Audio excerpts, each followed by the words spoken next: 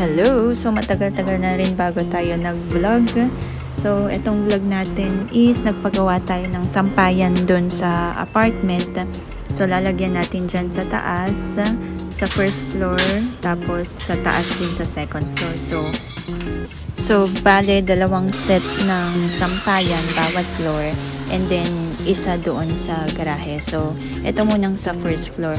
So ang nabili namin is semi-stainless ang tawag nila. Ang presyo niyan is 270 pesos per 5 meters. So 5 ganyan ang ginamit namin, 4 para din sa sampayan, and yung isa is yung pinutol-putol para sa support.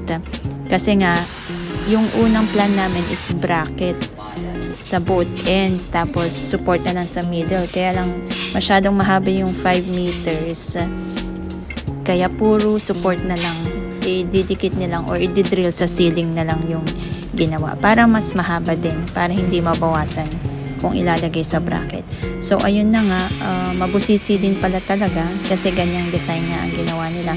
So ang nagastos namin dito is para sa 5 meters na 5 pieces na semi-stainless metal, nasa 1,400 pesos. And then nakagastos kami ng 500 pesos sa mga miscellaneous like yung mga tornilyo, ano pa ba, yung mga tox ba ang tawag doon, yun. So all in all, nagastos namin is nasa 1,900 pesos to 2,000 pesos. Wala pa doon yung labor. Yung labor kayo na ang bahalang magbigay. But more or less, ganyan magagastos nyo sa ganyan kahabang sampayan. Ayan, sa taas. So ganyan siya kahaba. Dalawang ganyan. Isa dyan sa harapan, tapos isa pang ganyan ulit doon sa likuran. So dalawang ganyan. Kailangan na ng sampayan, kaya yan, pinarush natin ang sampayan.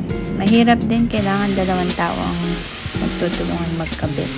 So kasya na dyan siguro mga kumot at ilang pirasong damit. Siguro mga dami-dami na din.